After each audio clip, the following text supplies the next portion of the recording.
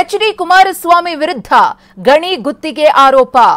Charge ಶೀಟ್ನಲ್ಲಿ ಕಾನೂನು ಬಾಹಿರ ಎಂದು ಪ್ರಸ್ತಾಪ.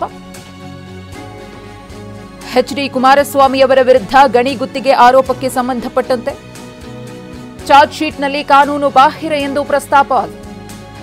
ಅನುಕೂಲ ಮಾಡಿಕೊಡಲು ಕುಮಾರಸ್ವಾಮಿ ಅನುಮತಿಯನ್ನ ಕೊಟ್ಟಿದ್ದಾರೆ ಅನ್ನೋ ಆರೋಪ.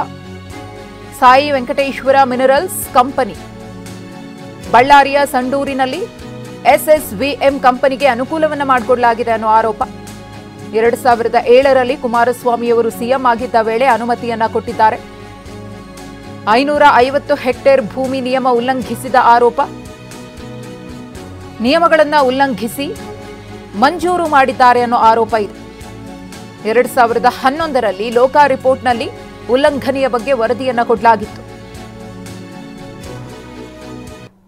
ಎಚ್.ಡಿ. ಕುಮಾರಸ್ವಾಮಿಯವರ ವಿರುದ್ಧ ಗಣಿ ಗುತ್ತಿಗೆ ಆರೋಪಕ್ಕೆ ಸಂಬಂಧಪಟ್ಟಂತೆ ಈ ಒಂದು ಆರೋಪ ಕುಮಾರಸ್ವಾಮಿಯವರಿಗೆ ಗಂಡಾಂತರವನ್ನ ತರುತ್ತಾ ಸಂಕಷ್ಟವನ್ನ ತಂದೊಡ್ಡುತ್ತಾ ಅನ್ನೋ ಪ್ರಶ್ನೆ ಎದ್ದಿದೆ. ಈಗ ಚಾರ್ಜ್ ಶೀಟ್ನಲ್ಲಿ ಕಾನೂನು ಬಾಹಿರ ಎಂದು ಪ್ರಸ್ತಾಪ ಮಾಡಲಾಗಿದೆ.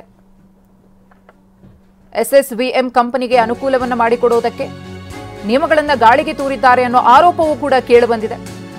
ಎಚ್ಡಿಕೆ ವಿರುದ್ಧವೂ ಪ್ರಾಸಿಕ್ಯೂಷನ್ಗೆ ಸಿಗುತ್ತಾ ಅನುಮತಿ ಅನ್ನೋ ಪ್ರಶ್ನೆ.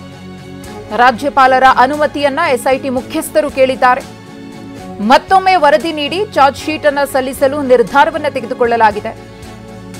ಜುಲೈ 29ರಂದು ರಾಜ್ಯಪಾಲರಿಂದ ಎಸ್ಐಟಿ ಮುಖ್ಯಸ್ಥರಿಗೆ ಪತ್ರವನ್ನು ಬರೆಯಲಾಗಿದೆ.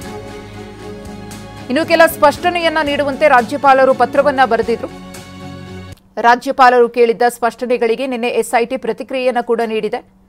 ಮತ್ತೊಮ್ಮೆ ವರದಿಯನ್ನ ಕೊಟ್ಟು ಚಾರ್ಜ್ ಶೀಟ್ ಅನ್ನು ಸಲ್ಲಿಸಲು ನಿರ್ಧಾರವನ್ನು ತೆಗೆದುಕೊಳ್ಳಲಾಗಿದ್ದು, ಕುಮಾರಸ್ವಾಮಿಯವರ ವಿರುದ್ಧ ಪ್ರಾಸಿಕ್ಯೂಷನ್ಗೆ ಅನುಮತಿಯನ್ನ ಕೊಡಬೇಕು ಅಂತ ಹೇಳಿ ಎಸ್ಐಟಿ ಮುಖ್ಯಸ್ಥರು ಮನವಿಯನ್ನ ಮಾಡಿಕೊಂಡಿರುವುದರಿಂದ ರಾಜ್ಯಪಾಲರು ಏನ್ ನಡೆಯನ್ನ ಅನುಸರಿಸುತ್ತಾರೆ, ಏನ್ ನಿರ್ಧಾರವನ್ನ ಕುಮಾರಸ್ವಾಮಿಯವರ ವಿಚಾರದಲ್ಲಿ ತೆಗೆದುಕೊಳ್ಳುತ್ತಾರೆ ಅನ್ನೋ ಕುತೂಹಲ ಮನೆ ಮಾಡಿದೆ. 2011ರಲ್ಲಿ ಲೋಕಾಯುಕ್ತ ವರದಿಯಲ್ಲಿ ಉಲ್ಲಂಘನೆಯ ಬಗ್ಗೆ ಉಲ್ಲೇಖ ಕೂಡ ಆಗಿತ್ತು.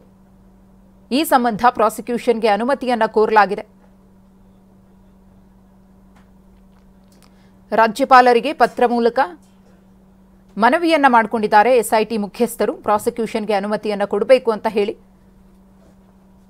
ಎಚ್.ಡಿ. ಕುಮಾರಸ್ವಾಮಿಯವರ ವಿರುದ್ಧ ಪ್ರಾಸಿಕ್ಯೂಷನ್ಗೆ ಅನುಮತಿ ಸಿಗುತ್ತಾ ಹಾಗಿದ್ರೆ ಈಗಾಗಲೇ ಮುಡಾ ಹಗರಣಕ್ಕೆ ಸಂಬಂಧಪಟ್ಟಂತೆ ರಾಜ್ಯಪಾಲರು ಸಿಎಂ ಸಿದ್ದರಾಮಯ್ಯನವರ ವಿರುದ್ಧ ಪ್ರಾಸಿಕ್ಯೂಷನ್ಗೆ ಅನುಮತಿಯನ್ನ ಕೊಟ್ಟಿದ್ದಾರೆ.